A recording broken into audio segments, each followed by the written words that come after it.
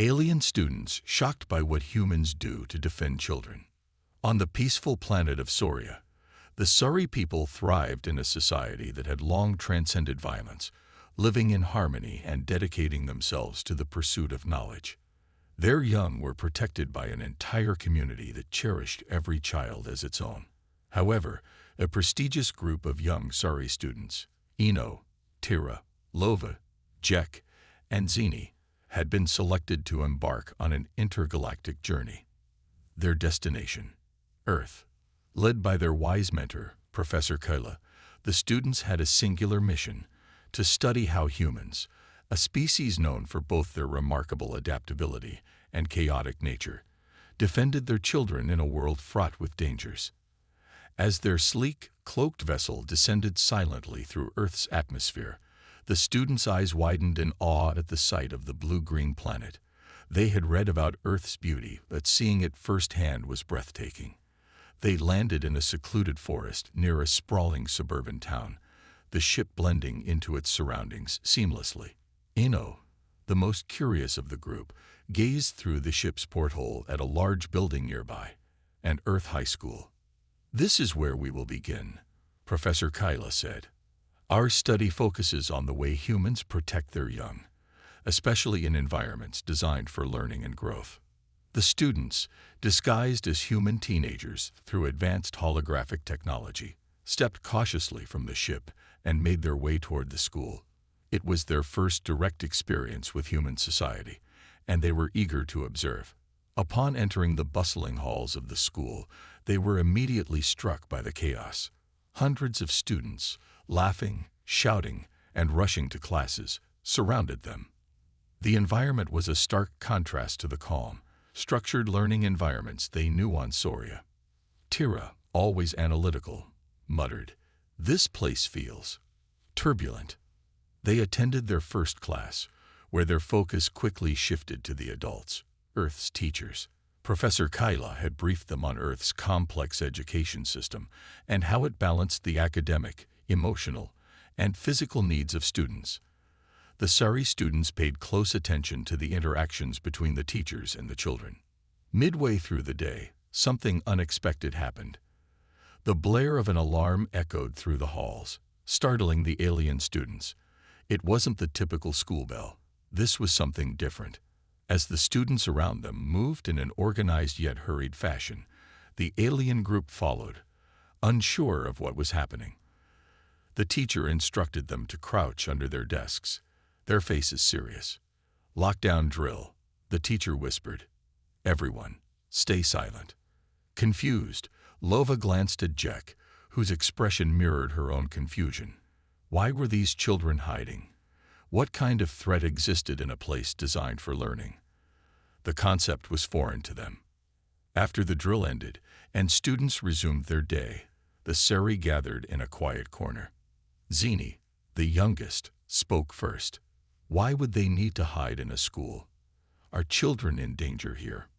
Professor Kyla's voice was thoughtful. Earth's history is long and complicated.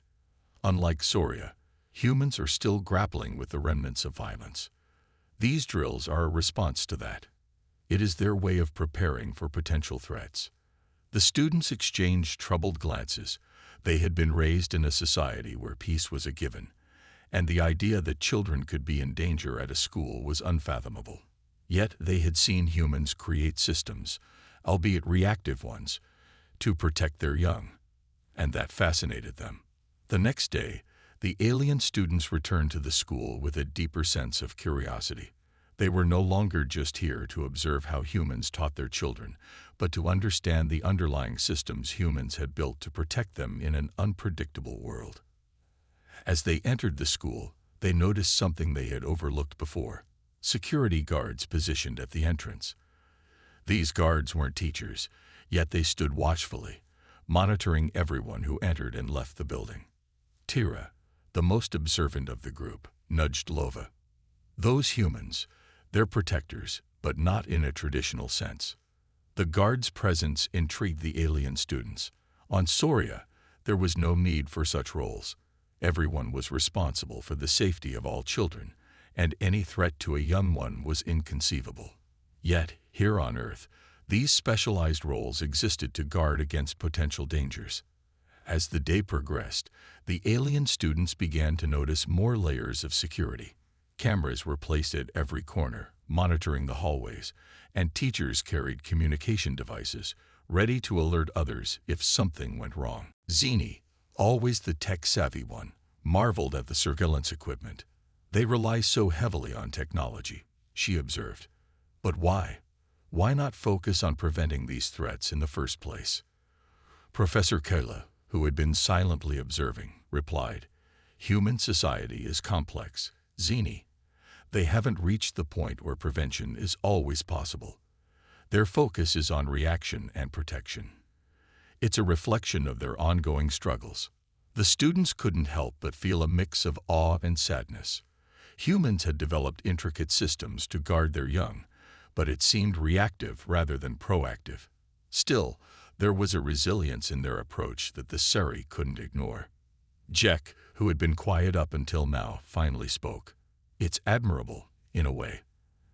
They've adapted to a world that is far more dangerous than ours. But I wonder, will they ever be able to eradicate the root causes of these threats, like we did?" Professor Kyla's response was measured. "Perhaps, but that's not for us to judge.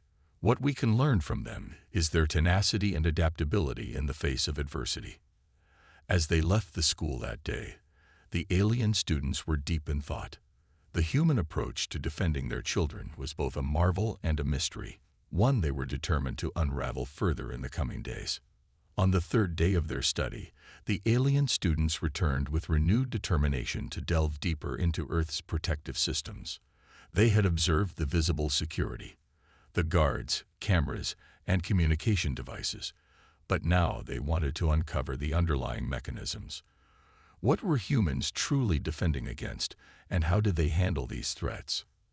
As they passed through the school's entrance, they noticed a metal detector being used to check students entering the building. Jack, still grappling with the concept of potential violence in a school, raised an eyebrow. "Metal detectors, what are they looking for? Weapons?" Professor Kayla nodded solemnly. "Unfortunately, yes. It is not unheard of for dangerous items to be brought into schools. These measures are a response to the possibility of violence." The idea unsettled the students. On Soria, the very thought of children needing protection from weapons was unimaginable. Yet here, it was a daily precaution. As they watched the students file through the detectors, their curiosity only deepened. Inside the building, they noticed a different kind of protector. A school counselor sitting with a group of students, her gentle voice carrying across the hall as she helped them navigate emotional difficulties. Tara's eyes widened in recognition. This is more like what we do on Soria," she whispered to Lova. "They have people here to protect their emotional well-being, not just their physical safety." Intrigued, Tara approached the counselor, carefully choosing her words to fit her disguise as a human teenager. "Excuse me," she began. "I couldn't help but notice you were helping those students. Is that part of your job?" The counselor smiled warmly. "Yes, I'm here to support students who are struggling, whether it's with school, their personal lives, or even anxiety about safety. It's important to look after their mental health too." Tyra thanked her and rejoined the group, her thoughts swirling. "It's not all about physical threats," she said to her companions. "Humans seem to understand that their young need emotional protection too. They have systems in place for that." Lova, ever empathetic, added, "That's something we can relate to. On Soria, the well-being of every child is a collective responsibility. Maybe humans aren't so different from us after all." The students continued their exploration, their attention now drawn to a more complex part of the school's defense, the administrative offices. Here, they discovered a crisis management team, constantly monitoring the school's activity through live video feeds, reviewing security protocols, and planning for a wide range of emergencies. Zinni, fascinated by the technology, couldn't help but ask, "What exactly are you preparing for?" One of the administrators, a serious-looking woman with sharp eyes, replied, "We have plans for everything: natural disasters, intruders, medical emergencies. Our goal is to make sure that, no matter what happens, the children are safe. Zinni nodded thoughtfully. So it's not just about the immediate danger. You're always thinking ahead, preparing for anything that could go wrong. The administrator gave a grim smile. That's right. We can't always prevent bad things from happening, but we can control how we respond. As they left the office, the alien students found themselves in quiet contemplation. Earth's defense systems were layered and intricate, addressing both physical and emotional dangers. Humans weren't just reacting to threats, they were preparing for them, adapting to a world that seemed to be constantly challenging their ability to protect their young. Jack, who had been the most skeptical about Earth's safety measures, now spoke with a newfound respect. They may not have eradicated violence like we have, but they've developed an incredible resilience. It's like they're always ready for the worst, but still hopeful for the best. Professor Kayla, who had been observing their reactions, nodded. Humans are a paradox. They face more threats than we can imagine, yet they continue to push forward, finding ways to protect what they hold most dear. There is much we can learn from their resilience. The group agreed, feeling a mixture of admiration and sadness. The human systems of defense were impressive, but the fact that they were necessary at all was a reminder of how different Earth was from their peaceful home. Still, the alien students couldn't help but feel a growing respect for the human capacity to adapt in the face of adversity. The following day, the alien students returned to the school with a deeper understanding of the human experience, yet they still felt there was more to uncover. The physical security measures were clear, but what truly drove the need for such precautions? What were the unseen struggles that humans faced, and how did those struggles shape their society? As they walked through the bustling hallways, Tira's eyes were drawn to a group of students huddled together near their lockers, speaking in hushed tones. Their expressions were tense, and there was a sense of unease in their posture. She motioned for the others to join her, her curiosity piqued. They look worried. Tara whispered to Lova. Do you think this has anything to do with the security measures we've seen? Lova observed the group quietly before responding. It might. But I think we're missing something important here. The human experience is shaped by more than just external threats. There are internal battles too. As the group passed by a classroom, they overheard a teacher giving a lesson on bullying prevention. The topic immediately caught their attention. On Soria, bullying simply didn't exist. The Saurian people had long since cultivated a culture of respect and empathy, where every individual was valued, and harm of any kind, emotional or physical, was unheard of. Curious to learn more, Tira stayed near the door, listening as the teacher explained how bullying could affect students' mental health and even lead to tragic consequences. The alien students exchanged troubled glances, realizing that the struggles humans faced were more than just physical threats. They had to contend with the emotional harm that could come from within their own communities. I don't understand, Tara whispered to Professor Kyla, who had been observing silently. Why would humans harm each other, especially their young? How can such a thing be allowed to happen? Professor Kayla sighed softly, her eyes filled with empathy. Humans are complex beings, Tara. They are capable of great kindness, but also deep cruelty.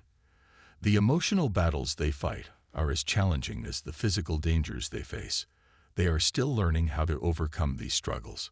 As they continued their exploration, the alien students noticed other signs of the unseen struggles humans faced. Posters about mental health awareness lined the hallways, and there were counselors available for students to talk to if they felt overwhelmed. The students realized that humans were not only focused on protecting their children from external threats, but also from internal ones, the fears, insecurities, and conflicts that could arise from within. Zinni, always the one to question, pondered aloud. On Soria, we've cultivated peace and unity for centuries. Why is it so difficult for humans to achieve the same? Jack, who had become more thoughtful over the course of their study, responded with uncharacteristic insight. Maybe it's because humans are still growing. They haven't reached the level of understanding that we have. But their struggles, they make them stronger in some way. They've learned to adapt, to find ways to protect each other, even when it seems impossible. The day's discoveries left the alien students in deep thought. They had come to Earth expecting to observe systems of protection, but they were beginning to understand that the real challenge for humans was much more complex. Earth's children needed protection from more than just external threats. They needed protection from the emotional and psychological harm that could come from within their own society. As they walked through the school's halls, Jack noticed a young girl sitting alone, tears in her eyes as she stared down at her hands. Without a second thought, he approached her, offering a gentle smile. "Are you all right?" he asked in his best human voice. The girl looked up, startled by the kindness of a stranger, but she nodded, wiping her eyes quickly. "Yeah, I'm fine. Just having a rough day." Jack sat beside her for a moment, not sure what to say. On Soria, comforting others came naturally. But here, he realized, humans often faced their struggles in silence, burdened by emotions they didn't always know how to express. "You don't have to face it alone," Jack said quietly. "There are people here who want to help. You just have to let them in." The girl gave him a small, grateful smile before nodding. "Thanks," she whispered, her voice barely audible. As Jack rejoined his group, he reflected on the encounter. "They're so isolated in their struggles," he said to the others. "Even when they're surrounded by people, they feel alone. That's something we don't experience on Soria, but it seems to be a part of life here." Professor Kyla's voice was thoughtful as she responded. "That isolation is part of what makes them resilient. They face battles we can't fully understand, but in doing so, they find ways to grow stronger. Their capacity for both suffering and healing is remarkable." The alien students left the school that day with a new perspective. They had come to study how humans protected their children, but they were beginning to realize that the greatest threats were not always physical. Earth's young faced a world of emotional challenges, and the systems humans had built to protect them were just as much about safeguarding their hearts and minds as their bodies. The alien students returned to the school the next day, more contemplative than ever. Their experiences had revealed that human children were not only protected by physical measures like security guards and cameras, but also by emotional and mental support systems. However, something deeper seemed to be driving humanity's constant fight to protect its young, a force the Saurian students had yet to fully comprehend. As they entered the bustling hallways once again, Zinni spoke up. "We've seen their security systems and how they try to guard against emotional harm, but I can't help but wonder, what keeps them going? Why do they continue to fight these battles?" The question lingered in the air as the group made their way toward the school's central courtyard. Today, there was an assembly being held, students and teachers gathering to celebrate something called Community Day, a time when the school honored acts of kindness, resilience, and perseverance. The auditorium was packed, and the alien students managed to blend in with the crowd, their disguises holding firm. On the stage, a student was being honored for saving a fellow classmate from a dangerous situation. The young boy, no older than 12, stood nervously as the principal praised his courage and quick thinking. Raiden leaned in toward Professor Kyla. "Is this what drives them?" he asked, his voice barely above a whisper. "Is it this sense of community, of helping one another in times of need?" Kayla smiled gently. "Part of it, yes, but there's more. Watch closely." As the assembly continued, a series of students took the stage to share their stories. Acts of bravery in the face of fear, moments of vulnerability where they had reached out for help, and instances where they had banded together to overcome challenges. Each story was met with applause, not just for the individual's actions, but for the collective spirit of support and resilience that was clearly valued within the school community. Tyra, who had always been fascinated by human emotions, was deeply moved. "They celebrate their struggles," she remarked. "It's not just about avoiding danger or pain. It's about facing it head-on and emerging stronger. Lova, ever the thinker, added, and they don't do it alone. Even though they experience isolation, they find ways to come together. That's what keeps them going. As the final speaker took the stage, a teacher named Mr. Ramirez began to talk about the importance of protecting not only the body, but also the spirit. It's easy to put up walls and install cameras, he said, his voice filled with passion. But the real challenge is teaching our kids to be brave, to face the world with hope, even when it seems like everything is against them. The words struck a chord with the alien students. On Soria, the concept of bravery was rarely discussed because their society had long since eliminated the need for it. With no danger, there was no need for courage. But here on Earth, bravery was a necessity, an intrinsic part of the human spirit that allowed them to confront fear, pain, and loss without giving up. Zini, who had always been the most logical and analytical of the group, seemed particularly affected by the message. They fight not just because they have to, but because they believe in something greater, she said thoughtfully. It's their hope that drives them, the belief that things can get better, even when the odds are against them. Jack, who had become more attuned to the emotional complexities of human life, nodded in agreement. They protect their children, not just because they're vulnerable, but because they see them as their future. Every struggle, every hardship, they endure it so their children can have a chance at a better life. The realization settled over the group like a heavy mist. They had come to Earth expecting to see a society filled with flaws and dangers, and they had found that. But they had also discovered something else, an unyielding spirit, a determination to protect and nurture future generations, even in the face of overwhelming challenges. The assembly ended, and the alien students filed out with the rest of the school, their minds racing with new thoughts and emotions. As they walked through the courtyard, Tara paused for a moment, gazing at the students around her. Laughter, chatter, and the sounds of friendship filled the air, a stark contrast to the threat of violence they had witnessed earlier. They don't give up, she said softly. Even when everything seems uncertain, they keep going. They protect each other, and they believe in something better. That's what makes them so resilient.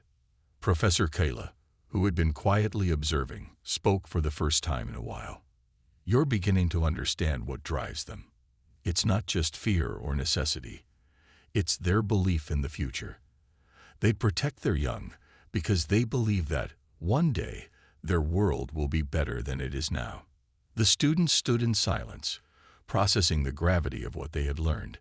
The human spirit, the drive to overcome, to protect, and to hope, was something far more powerful than any security system or surveillance camera. It was a force that had shaped human society for millennia, and it was the key to their survival in a world filled with uncertainties. As they left the school that day, the alien students felt a newfound respect for humanity. They had come to study Earth's protective systems, but they were leaving with a deeper understanding of what truly safeguarded the future: hope, resilience, and the unwavering belief in something greater than themselves. The alien students returned to their ship that evening, their thoughts whirling with the revelations they had experienced at the school assembly. The human spirit, with all its complexities and contradictions, was something they hadn't fully comprehended before. On Soria, they had long since eradicated threats and dangers, creating a society where peace was constant and assured. Yet here, on Earth, humanity faced challenges every day, yet they endured, driven by hope and resilience. Inside their sleek, cloaked spacecraft, Professor Kyla gathered the students in the main chamber. The room, usually filled with the hum of holographic displays and data analysis tools, now felt unusually quiet as the students sat, deep in thought. Let's reflect on what we've seen so far, Professor Kayla began. We've witnessed the ways humans defend their children, from physical dangers, emotional trauma, and even societal threats. But what do you think motivates them to keep going despite the dangers they face? Zinni, always the logical one, was the first to speak. At first, I thought it was fear. They have these security systems, drills, and protocols. But now, I think it's more than that. It's like they've turned their fear into something productive, a way to drive themselves forward. Tira nodded in agreement. It's almost like fear is a catalyst for them. On Soria, we don't have fear, so we don't need to build these kinds of systems. But here, it's like fear and hope are two sides of the same coin. They use their fear to protect what they hope for, a better future for their children. Lova, who had spent the most time pondering human emotions, added, they've learned to live with uncertainty. It's not just about preventing harm, but about accepting that harm might come and still fighting for something better. Professor Kayla listened thoughtfully. Yes, you're beginning to understand. Human resilience comes from their acceptance of the unknown. They face dangers every day, both seen and unseen, and yet they still believe in the possibility of something better. It's that belief that fuels their protective instincts, especially when it comes to their children. Jack, who had been the quietest of the group throughout the mission, finally spoke. We came here expecting to study how they protect their young. But I think we've learned more about why they protect them. It's not just out of obligation or fear. It's because they see their children as the key to a future they might never live to see. The room fell silent as the weight of Jack's words settled over them. The students had been so focused on the mechanisms of protection, the drills, the security guards, the cameras, that they had almost missed the true force behind it all, the human spirit. Professor Kayla smiled gently. You're all correct. What humans do to protect their children isn't just a series of actions. It's a reflection of their deepest hopes and dreams. Their resilience is rooted in the belief that, despite all the challenges they face, their children will inherit a better world. As the students sat in reflective silence, Zinni turned to the professor. What can we take back to Soria from this? Our society is peaceful. We don't face these kinds of threats. But there's something about their resilience, their belief in the future. It's something we don't have. Professor Kyla's expression grew thoughtful. Perhaps that's what we can learn from them. Even in the absence of danger, there is value in hope. On Soria, we've achieved peace, but maybe we've lost sight of the importance of continually striving for something better. The human experience reminds us that growth comes from struggle, and that hope is a powerful force, even in times of peace. Tyra, who had always been the most empathetic of the group, added, maybe we've become complacent on Soria. We protect our children, but we don't inspire them to grow beyond what we already are. Humans, despite all their challenges, constantly push forward. Perhaps that's what we can bring back to our society, a renewed sense of purpose. The students nodded in agreement, realizing that their mission had evolved. They had come to Earth to study human methods of protection, but they were leaving with something far more profound, an understanding of the human spirit and the power of hope. The next morning, the alien students and Professor Kyla prepared to leave Earth. Their time here had been transformative, and as they made their final preparations, they couldn't help but feel a deep sense of respect for the humans they had observed. As the spacecraft ascended into the sky, cloaked and invisible to the humans below, Raiden looked out the viewport at the Earth growing smaller beneath them. We came here thinking we were the more advanced species, he said quietly. But in many ways, humans are ahead of us. They fight for their future every day, even when the odds are against them. Jack, sitting beside him, added, and they do it not just for themselves, but for the generations that will follow. That's something we can take back with us, something we can share with our people. Professor Kyla, standing at the helm of the ship, turned to face her students. Our mission is far from over. What we've learned here on Earth is just the beginning. We must return to Soria and share what we've discovered. The human spirit, their resilience, their hope. These are qualities we can all benefit from. And who knows, perhaps one day we'll return to Earth to learn even more from them. The students nodded, their minds filled with the lessons they had learned. They had come to Earth expecting to see a species still struggling to overcome its flaws. Instead, they had found a species that, despite its struggles, possessed a remarkable strength, a strength rooted in hope, resilience, and the belief in a better future. As the spacecraft sped away from Earth, the alien students looked forward to their return to Soria, ready to share the wisdom they had gained from their journey. They had seen the challenges humans faced, but more importantly, they had witnessed the power of the human spirit, an indomitable force that drove them to protect their young, to build communities of support, and to believe in a brighter future, no matter the odds. In the end, the alien students had not just studied humanity, they had been changed by it. And as they embarked on their journey home, they knew that their mission had only just begun.